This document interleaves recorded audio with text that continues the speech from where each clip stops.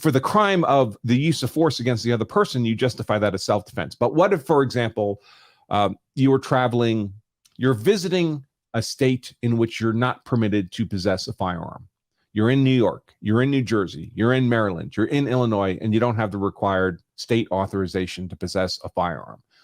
And you're going about town, enjoying the day, and you see a bank robbery taking place right before you. In fact, there's an officer standing in the street. He's gunned down by the bank robbers.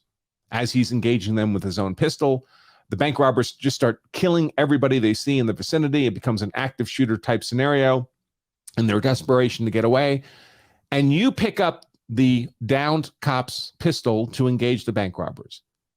Well, you just committed a crime. You're not lawfully permitted to be in possession of a firearm in that jurisdiction. And now you are. And you did that intentionally. You knew it was unlawful and you picked up the gun anyway. And you could be charged with unlawful possession of a firearm. And in some of these states like New York, that's a felony right there with a long prison time under the Sullivan laws of New York. What would your argument be?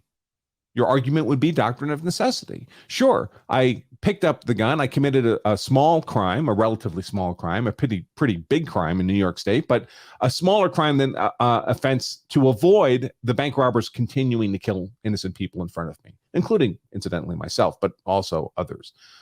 So you'd be arguing that the gun charge against you should be dismissed based on the doctrine of necessity. Your shooting of the bank robbers, assuming you got that far, would obviously just be self-defense and defense of others. But the doctrine of necessity would be the legal justification for coming into unlawful possession of the firearm.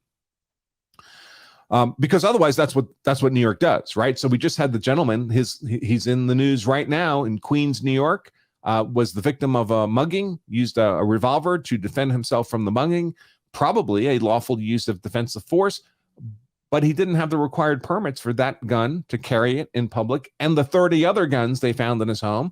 And now he's facing a life sentence worth of gun charges, which will be applied to him even if his use of defensive force is determined to be lawful.